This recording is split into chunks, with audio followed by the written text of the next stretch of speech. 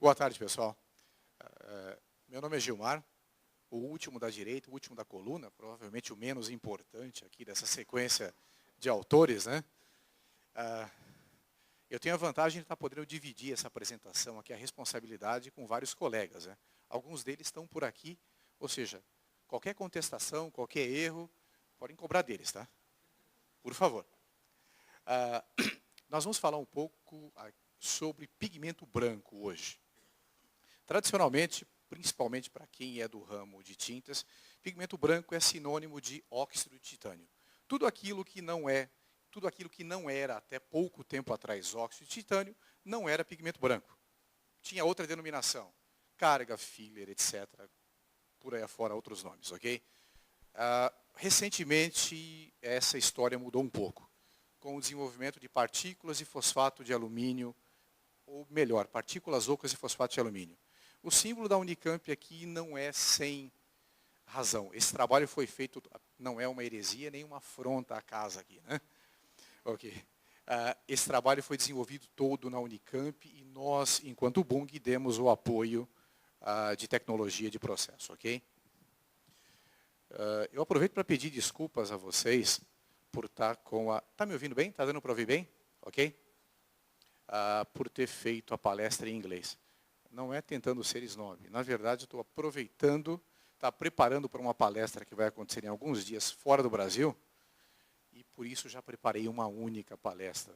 Ou seja, vocês não se sintam ofendidos, por favor, por não usar o português. Sintam-se lisonjeados, porque alguém lá fora vai estar vendo o mesmo material que foi apresentado a vocês. Ok? Estamos aproveitando. Bom, basicamente, falando sobre fosfato de alumínio, que é a base química do Bifor, são produtos bastante conhecidos há muito tempo. Eles podem ter estrutura cristalina ou amorfa, eles são obtidos por vários métodos, diferentes tipos de coprecipitação, etc., onde você tem como resultante diferentes tipos de fosfato de alumínio. Alguns deles, principalmente em indústria de tintas, são pigmentos anticorrosivos, por exemplo. A indústria de fármacos usa como adjuvante na produção de vacinas, e você tem uma série de produtos aí que são derivados ou são especificamente fosfatos de alumínio com estruturas levemente diferenciadas, ou ora cristalinas, ora amorfas. Até aí, nenhuma novidade, isso é assim, é tradicional. As coisas começam a mudar um pouquinho. Desculpe, eu não tenho muito hábito de seguir exatamente o que está aqui, por isso que eu não dei muita importância aos textos estarem em inglês ou não. Eu procuro deixar isso como guia para que a gente possa estar discutindo de uma forma um pouco mais livre. As novidades começam a aparecer quando nós falamos, o fosfato de alumínio, ele pode ser um pigmento branco? Ele pode ter a mesma função que um óxido de titânio, por exemplo? E essa é a grande pergunta. E óbvio que a resposta é sim, caso contrário, não estaríamos aqui, né? Ele é obtido...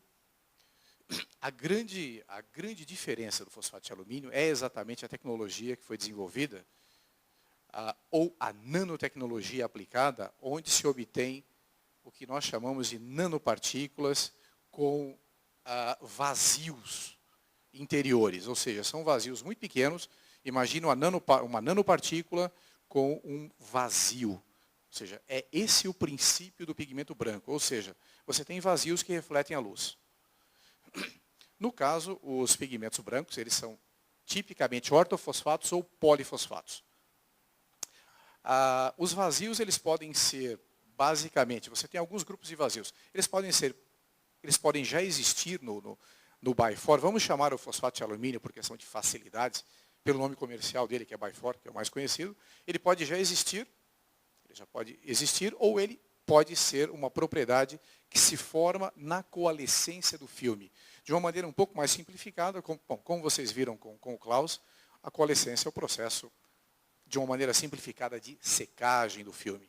Ou seja, essa propriedade de cobertura surge durante o processo de coalescência do filme, que é o mais comum. Ou seja, isso, na verdade, é um triunfo, isso é fantástico em termos de nanotecnologia. Nós estamos falando aí de partículas que variam de 20 a 100 nanômetros, partículas individuais, e que elas se apresentam na forma de clusters. Enquanto clusters, que é a forma que nós vemos, elas estão na faixa, óbvio que um pouco mais do que isso. Chegam na faixa de aproximadamente 800, 1000, alguma coisa. Mas a partícula individual é muito pequena.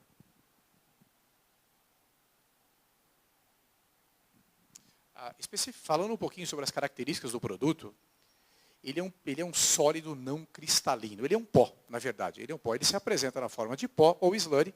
A terminologia, o nome slurry é muito comum para quem é do mercado de tintas, mas para quem é aluno talvez não seja tão comum assim. Na verdade, slurry ele é uma dispersão de um pigmento em meio aquoso, digamos assim, de uma maneira.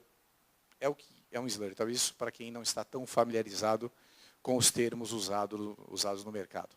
Okay. O que significa? Nós temos aí um produto com tamanho de partícula muito pequena e que facilita a dispersão tremendamente. Quem é do ramo entende isso. Esse é um dos grandes problemas quando você lida com pigmentos, com cargas, etc., que é a facilidade de dispersar o produto. Ele tem uma dispersão fantástica, em alguns casos ele elimina até parte de processos onde você tem.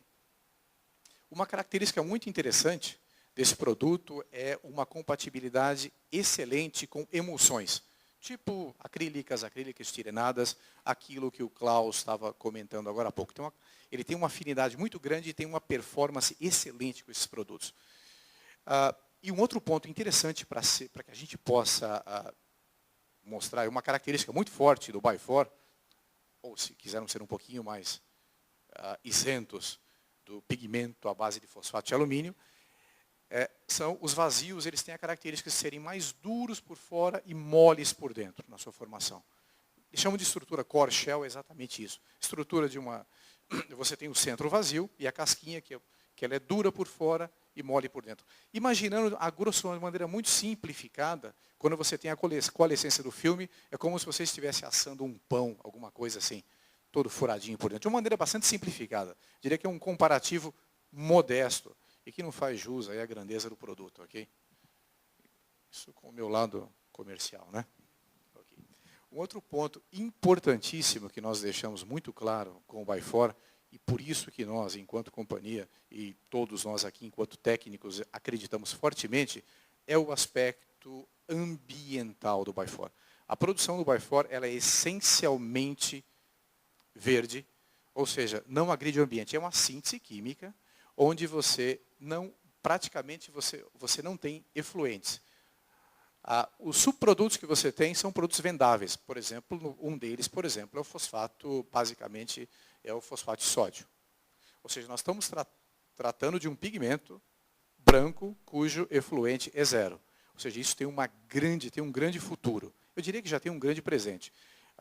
Espero que não tenha ninguém de titânio aqui, Dupont, coisa que o valha, mas quando você fala em produção de óxido de titânio, mesmo nos processos mais...